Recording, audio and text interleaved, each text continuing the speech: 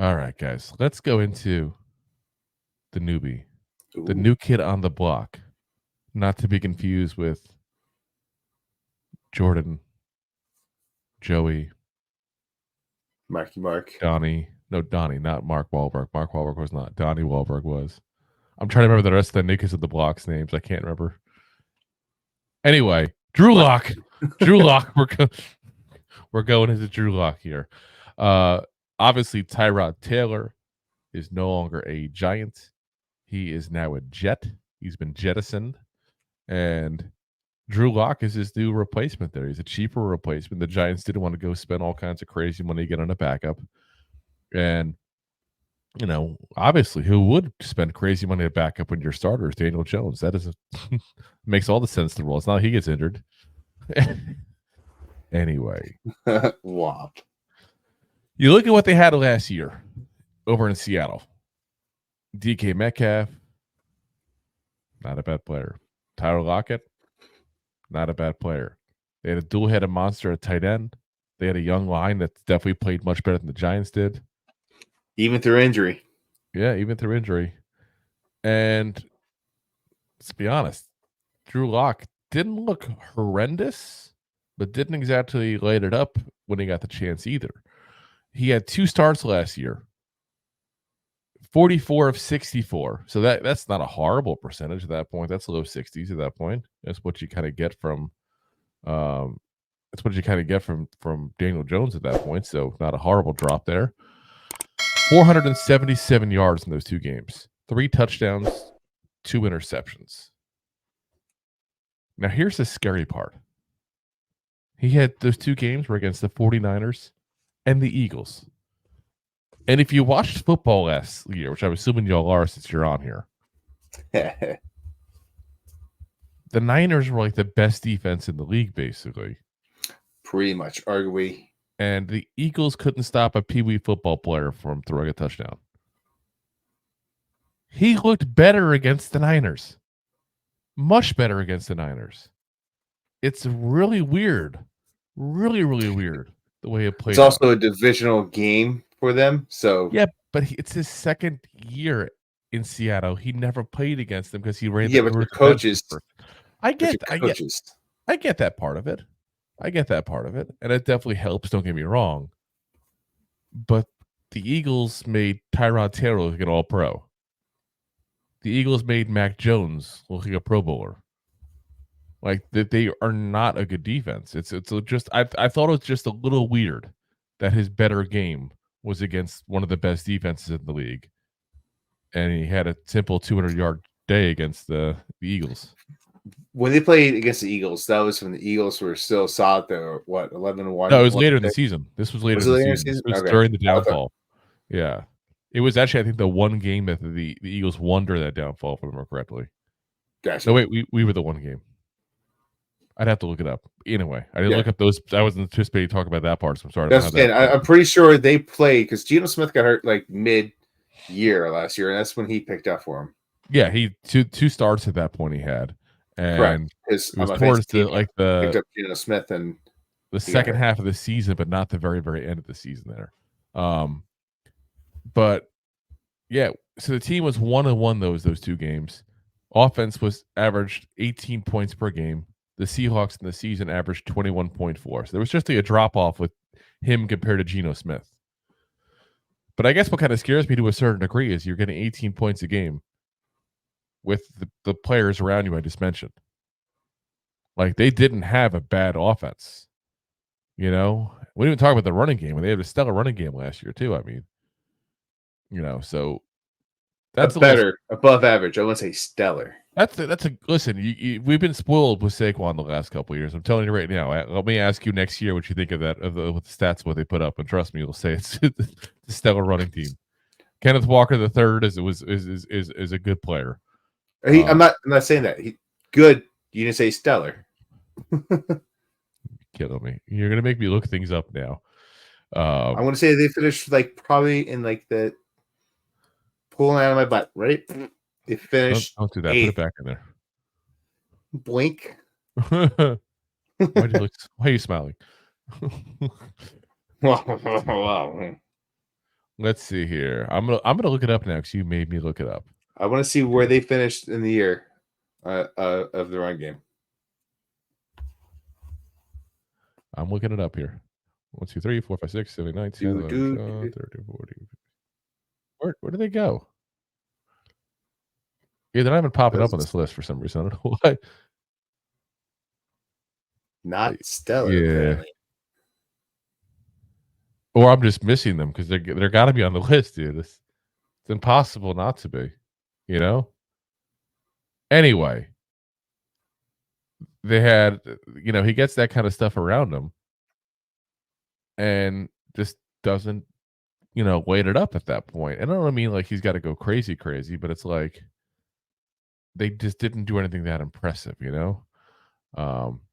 Okay, I'm gonna take back stellar. I found the stats. We're gonna take back the stellar part at that point. Thank you. Yeah, they were 28th in the league in rushing yards. Dude, listen, I don't pretend, they're running pretend to be a Seahawks podcast. God damn it! Listen, Geno Smith didn't run. Andrew Luck didn't run. You got the best team last year in running was the Baltimore Ravens. Yes. What did they do? Chicago Bears, the second best running team. Oh, hold on. Let's get off the running part at that point. I was wrong. We're moving on. We're moving on. Because we got to talk about Drew Lock here. We got to talk about Drew Lock because guy's got a career record of 9-14. He led the league in interceptions last year. He was a starter back in 2020, and people forget. I feel like that they're acting like, and maybe it's the fresh blood. Maybe it's the fact that Giant fans just aren't necessarily as aware of what's going on in his career. This guy was drafted the same year as Daniel Jones, guys. Pat Shurmur was rumored to really like him. I have there's a picture of him and the two of them at the Senior Bowl together, actually. So yeah, I'm 100% positive. I see that look. You're like, really? It's funny because I am a Giants fan and I am a fantasy football fan. And I thought he went drafted 8 years ago. No. So I'm saying they were drafted the same year, they're the same age, and you think we're frustrated with Daniel Jones? Daniel Jones is at least been able to stay a starter. Should he have stayed a starter? That's a totally different conversation, guys. That's a totally different conversation. On one team, nonetheless. But Drew Lock is going on to his third team, as you're mentioning there. Third team. And he's never been able to hold down a starting job. You think Daniel Jones has looked bad? Daniel Jones at least had enough glimpses to give you hope, whether it's false hope or actual hope, I don't know. Probably false. But, the 19, when he was drafted, he started the last 5 games. They gave him the ride at that point and gave him the chance to start in 2020. He starts 13 games. It leads the league in interceptions. Throws for under 3,000 yards. Only throws 16 touchdowns in those 13 games. And then the next year, he only starts 3 games. He's 0-3 in all 3. Then he gets traded to the Seahawks, never sees the field the entire 22. And like I said, goes 1-1 as a starter in 23. You can't sit there and say this man's had a stellar career. But you also, and this is where I don't get some of the talk of him, you also can't say that he hasn't had the chance to do it. So we're kind of getting into it. So let's get into the next segment here. Of should Drew Lock start over Daniel Jones? And to me, again, I get the frustration with Daniel Jones. I truly do. I'm frustrated with him. Hell, I'm really am. Like, this is like, if you're not frustrated, you're not a Giant fan. Let's be very frank with you. The way things are going. Yeah. You have to be frustrated. This is a team that we're used to seeing them win. And not necessarily be the stellar elite team every single year in, year out. Don't get me wrong. We've seen plenty of bad years. Those of us who were old enough to remember the Dave Brown years and all the 90s, we've been through that. We've been through this latest stretch, obviously, now as well. Those a little older than us, we would, you guys remember the 70s and all before Parcells got there when the team was horrible. To be very frank, horrible. Yes. 60s and 70s was not a good time for Giant fandom. And you're probably putting it nicely. It's just saying horrible. Yeah. I mean, like, we were like the Browns at that time period, basically. Pretty much. Not the Browns of now. No. But, you know, Daniel Jones, to me, is a better, again, assuming he's healthy. That's the big caveat here. Is a better quarterback that gives you a better chance to win. And again, it's not that we think Daniel Jones is that good, guys. It's that Drew Lock is that bad. It's like winning by default. It's like, I'm going to give you a piece of cat poop on one plate, and I'm going to give you a nice steak in the other. And I say nice, but you're going to bite into it and realize it doesn't taste that good, but at least it doesn't taste like shit. Yeah, I mean, is Hamburger Helper that much better than cat poop? Yes. Have you ever had cat poop? Well, at one time. Drunken party, but I mean, like I said, that's what I think people don't seem to recognize. And I get it. Whenever you're a struggling team, on offense especially, obviously, you know who the most popular guy in town is? The new guy. The backup. Because you've seen Daniel Jones struggle. You've seen the issues. You haven't seen this Drew Lock guy yet, what he can do. I urge you to go back and watch the tape, what he can do. Trust me, you'll be rooting for Daniel Jones to be healthy. Correct. I agree with you. But just to play devil's advocate, he gets drafted by the Broncos. Who, Daniel Jones? No, Lock. Okay, yes. I thought you were doing a reverse, like, is it they split No, spots? Just play devil's advocate. Like, okay, I got you. Here we go. I'm Al Pacino. Al Pacino. Where's my Duncan? But who was the coach for the Broncos then? How good were the Broncos in 2019? Can I be Keanu Reeves instead? He's more likable. No. Plus, and that's even by doing the Charlize Theron. There you go. As long as you, yeah. Anyway, but it's not like he had a lot of opportunity to succeed. And then, like you said, he didn't do good with a bad team. Goes to the Seahawks, where Sneaky Pete is Sneaky Pete. Like, love him or hate him, he gets in there. Like, he makes the best of players. So, like, he saw something in Andrew Luck that, you know, a lot of people didn't.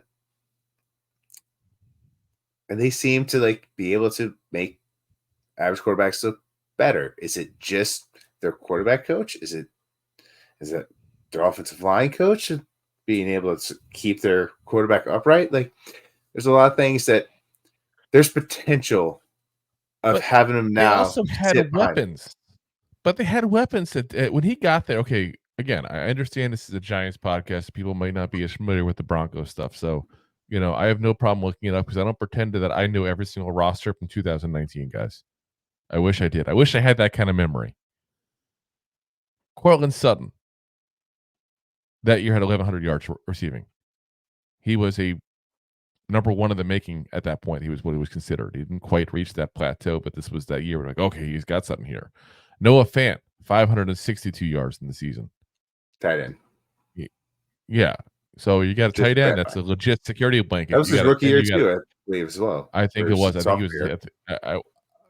I think he was only 22 that year. So yeah, he is. That was his rookie year. So yeah, that was his rookie year. So he was I'm trying to see where he was their first round pick that year. Noah Fant was. Yeah. Drew Lock was their second. So, but anyway, what I'm saying is you got a top flight receiver that year. 1,100 yards is a damn good season, guys. If we get that at a Malik Neighbors, you'll be freaking ecstatic, everybody. Let's be very frank on that. You go ahead and you have Noah Fant. You have Emmanuel Sanders as your second receiver, who was a damn good receiver. Granted, this was towards the end of his career. He was 32 years old at the time. You know, the Broncos somehow always figured a way to have a running game. That's just their way. Philip Lindsay had 1,000 yards. Royce Freeman had almost 500 yards. Like, they had tools around him. And he still did not succeed in Denver. Who was the quarterback prior to the lock? Joe Flacco. Flacco. Oh, that's right. And who was there before Flacco? I have to look it up now. You make me look up 2018. Previous season. Let's go. We're gonna do it. Previous season, the quarterback was Case Keenum. All right, never mind. That totally just goes away from my point. I was gonna. Peyton was retired. Yeah, but Peyton was way gone. Bridge. Yeah, never mind. Now that year they had Emmanuel Sanders, Cortland Sutton, Demaryius Thomas. They still had a lot of the guys from the Peyton era, but like I said, they went away. Demaryius Thomas went away after that. But I was trying to say, like, there's a lot of hangover. A lot of these guys are older from when Peyton Manning was there. But the whole point we're trying to make here is the cupboard wasn't bare in Denver, and he couldn't hold down the job. He goes to Seattle, and granted, he had 2 games. I'm not going to bust him on the 2 games at that point there. 2 games is nothing. We're going to talk about something a little bit that I'm going to make a scenario. If we take these 2 games out kind of scenario, because he had 2 really bad games. But, you look at what's going on in Seattle, again, a team that was at times playing very well, had good receivers, developing young offensive line that wasn't nearly as bad as what Daniel Jones has dealt with. And no, because the secondary, their replacements for that line, because I want to say at one point 4 of the 5 guys on that line were out. Yeah, in rotation, and they still play better. They're backups, yeah. But I'm just saying, I feel like this is a guy who's gotten his chances in the league and shown he's not it. And as always, Giant fans, go G-Man! Thanks for listening to Two Giant Goofballs, a New York Giants podcast. We appreciate your support. Thanks so much.